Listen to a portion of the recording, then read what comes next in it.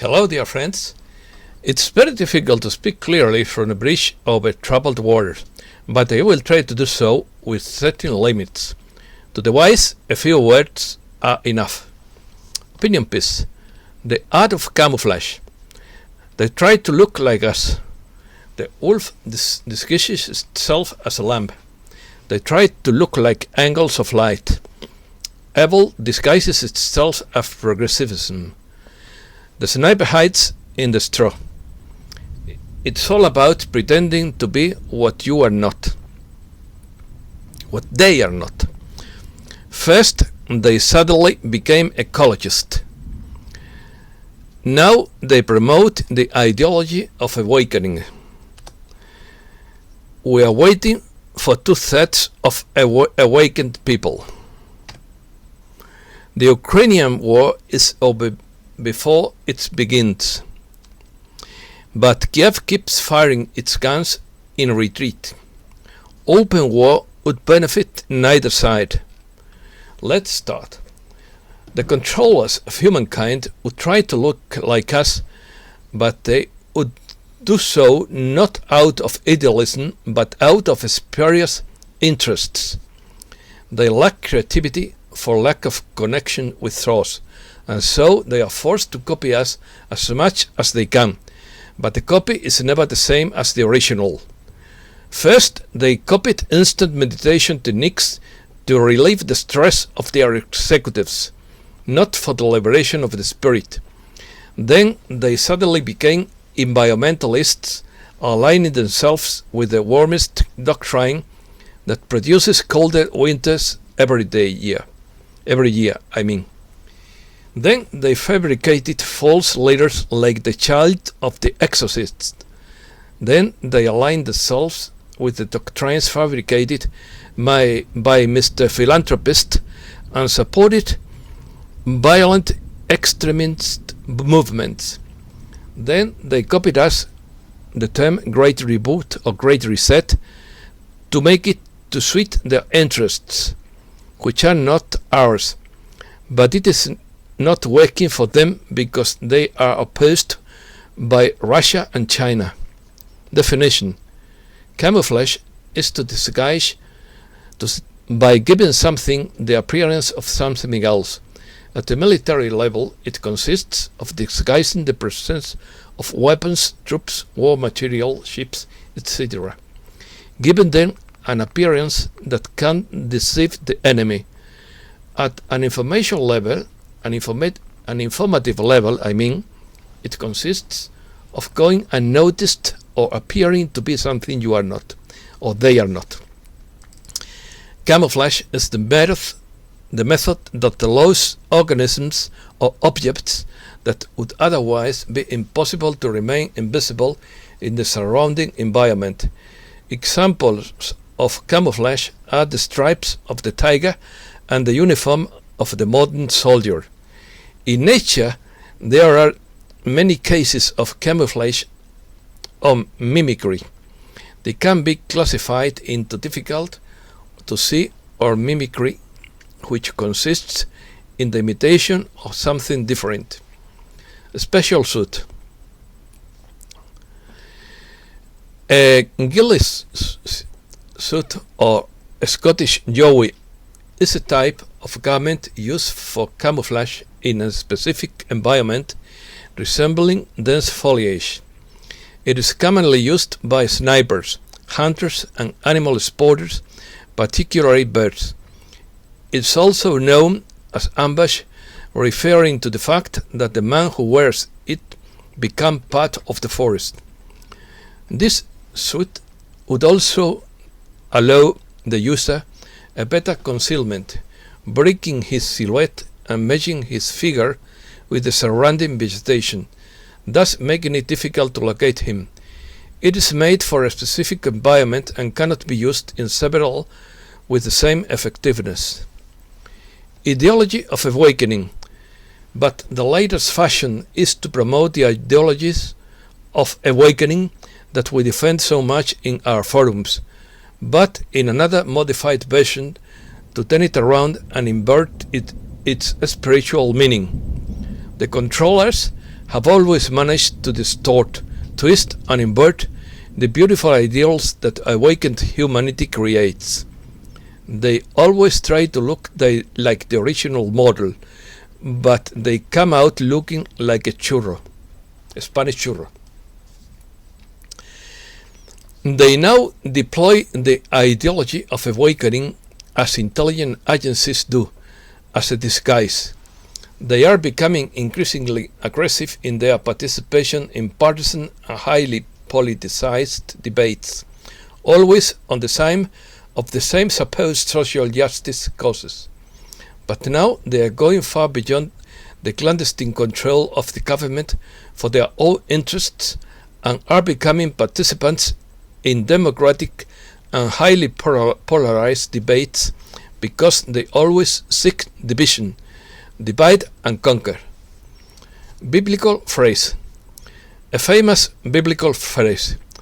For these are false apostles, deceitful workers, masquerading as apostles of Christ. And no wonder, for Satan himself masquerades as an angel of light. Therefore, it's no wonder if his ministers also disguise themselves as ministers of righteousness, whose end shall be according to their works. All of this is in quotes, and the sound is thunder, and the sound of the button is thunder. Satan's ministers disguised as ministers of God to look like angels of light. The Bible says that it is not strange if the ministers of the wicked one disguise themselves to look like the ministers of righteousness. When the devil and his servants approach us, disguised as angels of light and ministers of the righteousness, we have to distinguish whether their teachings and works are true or false. This is very important. It is natural that those who serve them disguise themselves as agents of salvation, but they will have the end that their actions deserve. Waiting for the sleeping. Waiting for 2/3 awake. A Twitterer linked to a military intelligence called the Storm Raider explains that what is missing for this nightmare to end according to Rafabal.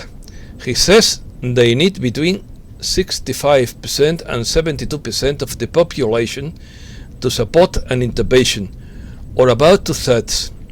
Currently, the percentage is 60% in the US, and the trigger could be the Arizona recount, for which there is little time left.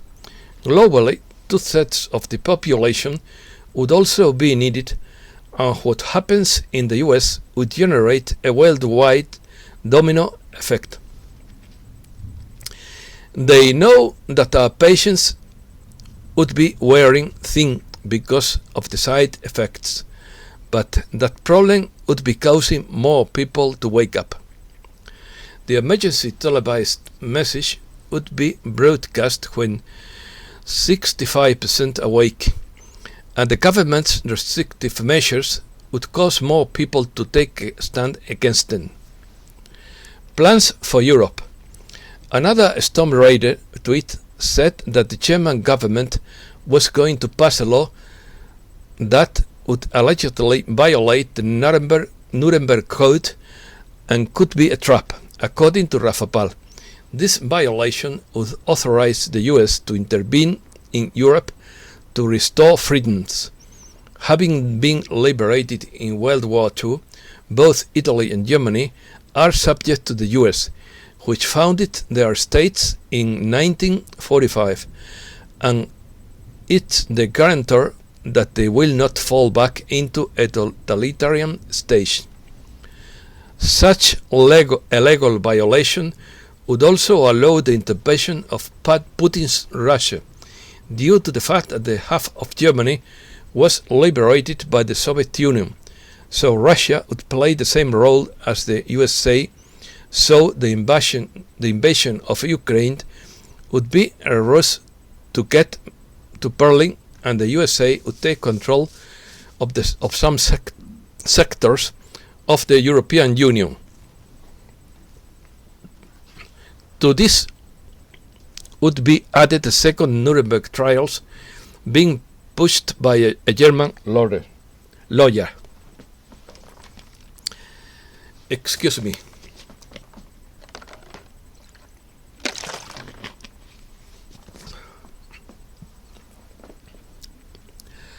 Class action lawsuit. A second German court is currently being prepared, with a class action lawsuit being brought by thousands of lawyers from all over the world, led by German-American lawyer Rainer Fuellmich, to persecute those responsible for an alleged massive global fraud. In this regard, it should be recalled that he is the lawyer who succeeded in convicting the car giant Volkswagen in the case of the manipulated catalytic converters.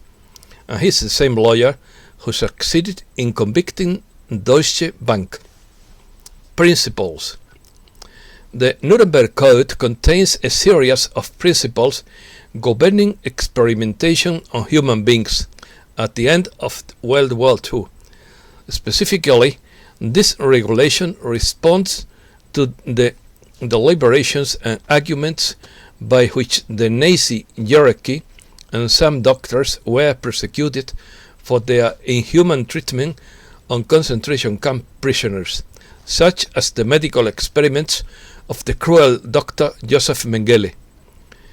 The first point literally states that the voluntary consent of the human subject is absolutely essential.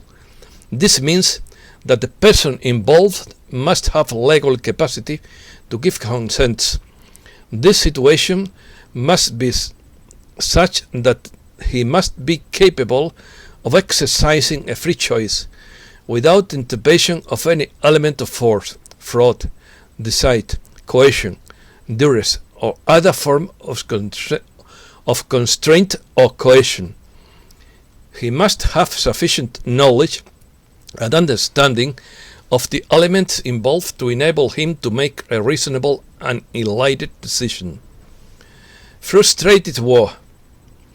After the withdrawal of Russian troops, Ukraine unleashes powerful artillery fire on the defenders of Donbass. Ukrainian armed forces began fierce attacks on Donbass after the withdrawal of Russian troops. After Russia began withdrawing troops from the Ukrainian borders, it became known that the Ukrainian side not only failed to reduce tensions near the Russian borders and in the Donbass, but also intensified attacks on the territories of the self-proclaimed Donetsk and Lugansk People's Republic. The war is over before it begins, and Kiev is left playing alone. On April 23rd, the major consent on the US and NATO regarding Ukraine dissolved, troops from Russia's southern and western military districts began returning to their permanent fallback positions. The US also showed its unwillingness to start a full-scale war when it halted the deployment of its warships in the Black Sea.